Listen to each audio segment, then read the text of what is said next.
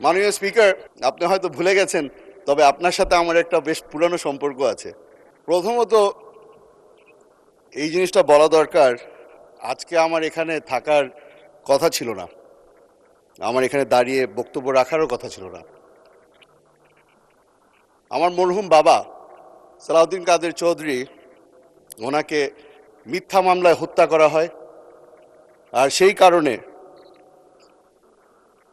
the Almighty in His great wisdom has decided that I stand here in His stead.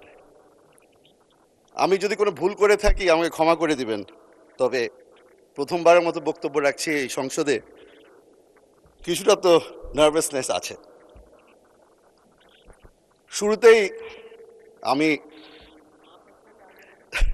শুরুতেই আমি শ্রদ্ধার সাথে স্মরণ করছি শহীদ রাষ্ট্রপতি জিয়াউর রহমানকে এবং বেগম খালেদা জিয়াকে। ওনাদের কারণে আজকে এই স্বাধীন বাংলাদেশে দাঁড়িয়ে আপনার সামনে বক্তব্য রাখতে পারছি। মাননীয় স্পিকার, আমি প্রথমে আপনাকে ধন্যবাদ জানাতে চাই। আপনি হয়তো ভুলে গেছেন, তবে আপনার সাথে আমার একটা বেশ পুরানো সম্পর্ক আছে।